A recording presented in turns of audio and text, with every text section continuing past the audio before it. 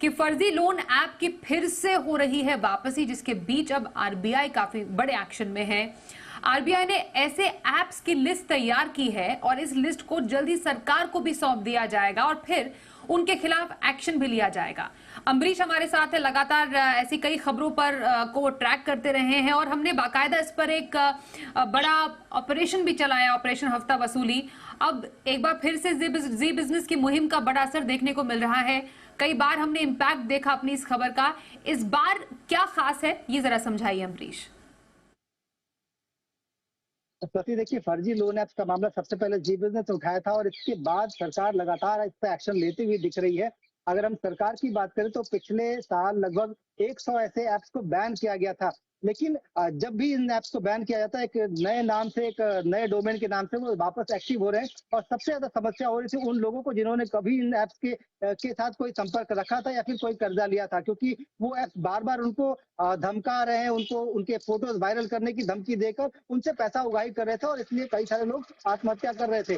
पिछले दिनों एक बड़ा डेवलपमेंट हुआ है, साउथ के कई सारे स्टेट में वापस ऐसे ऐप ने आज अपना काम शुरू कर दिया था। इसको लेकर माइटी ने आरबीआई के साथ एक चर्चा शुरू की थी और आरबीआई ने इसको अपडेट दिया है कि जो व्हाइट लिस्ट है, यानी कि ऐसे ऐप्स जिनको बैन करना है, वो एक व्हाइट लिस्ट तैयार की जा चुकी है और जल्द ही उसको शेयर किया जाएगा। जैसे ये लिस्ट शेयर होती है माइटी के सामने, क्योंकि माइटी ही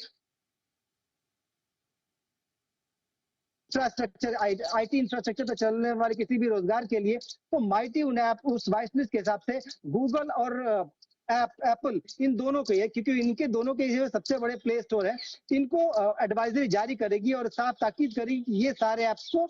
बैन करने की जरूरत है, ये देश में नहीं चल सकते। जो सबसे अहम हिस्सा इस पूरे व्हाइट लिस्ट का वो ये है कि आरबीआई की व्हाइट लिस्ट में साफ कहा गया कि इस तरह के ऐप्स, इसके अलावा अगर वो ऐप्स इन सारे नियमों को पालन नहीं करते हैं, जो भी क्राइटेरिया आरबीआई ने तय किया, वो साथ साथ जिनको आरबीआई ने अप्रूव नहीं किया है, वो ऐप्स आपको तत्काल प्रभाव से अपने प्लेटफॉर्म से हटाने होंगे। तो अगर ऐसा हो जाता है, अगर व्हाइट लिस्ट के हिसाब से काम शुरू होता है, तो ये वो दिन दूर नहीं है जब ऐसे तमाम फर्जी ऐप्स को हम एप्पल और गूगल के प्ले स्टोर से हटता हुआ देखेंगे। क्योंकि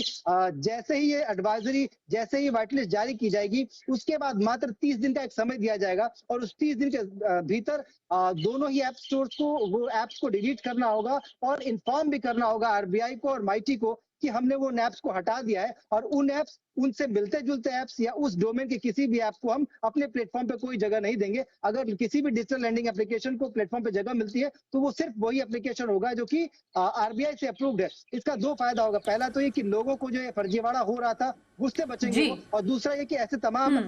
ओरिजिनल ऐप जो कि बैंक के हैं, वो अपने आप को कार्रवाई, अपना काम सुचारू रूप से कर सकेंगे। साथी